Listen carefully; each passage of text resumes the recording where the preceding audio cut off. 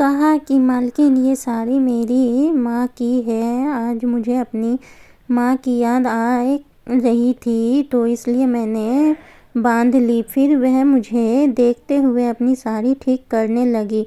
मैं गुस्से में घर के अंदर आ गई और फिर मैंने नौकरानी को चाय बनाने के लिए कहा।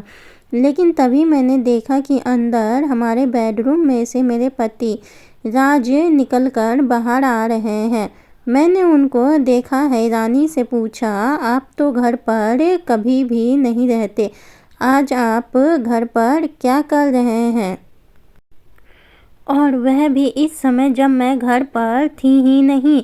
राज मुझसे कहा, आज मेरी तबीयत ठीक नहीं थी इसलिए मैं ऑफिस से थोड़ा सा जल्दी आ गया। तो क्या अब मैं घर पर भी नहीं आ सकता है? उसके लिए भी मुझे तुम्हारी इजाज़त लेनी पड़ेगी।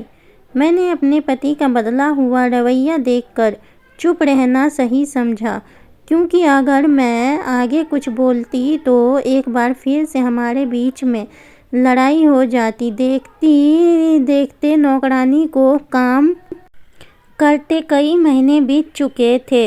अब धीरे धीरे करके मेरे पति भी घर पर ही रुकने लगे। वहीं अपने टाइम से ही ऑफिस जाते और कभी कभी तो अपने ऑफिस की छुट्टी से पहले ही घर पर आ जाते हैं। पहले वह मेरे साथ घर के किसी भी काम में मेरी मदद नहीं करवाते थे, लेकिन आजकल मैं देख रही हूँ जब भी मेरी नौकरानी कुछ काम कर रही है तभी मेरे पति दूसरे काम में लग जाते हैं। जब मैं उनसे कहती, घर में हमने काम करने वाली नौकरानी लगा रखी है तो आप काम क्यों कर रहे हैं, तो मेरे पति मुझसे यह कहकर चुप करवा देते कि काम करने से इंसान का शरीर ठीक रहता है और मैं तुम्हारी तरह निठल्ले बनकर नहीं रह सकता। अब तो जब तक देखो मेरे पति रसोई में ही घुसे रहते हैं। मेरी नौकरानी और मेरे पति अक्सर एक साथ मिलकर खाना बनाते हैं। अगर मैं अपने पति को कुछ बोलती तो मेरे पति गुस्से में आकर कहते, एक तो मैं तुम्हें खुश करने के लिए अपने हाथों से तुम्हारे लिए खाना बना रहा हूँ, ऊपर से तुम्हें मुझ पर शक करना है। मैं तो बस नौकरानी से थोड़ी सी मदद ले रहा था।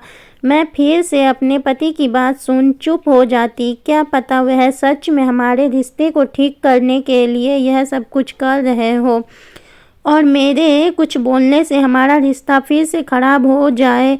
एक दिन रात के समय मैं और राज दोनों सो रहे थे कि तब अचानक से मेरी आंख खुल गई, क्योंकि मुझे बहुत तेज प्यास लग रही थी। मैंने अपने पास पड़ा हुआ पानी का जग उठाया तो मैंने देखा कि उसके अंदर पानी था ही नहीं।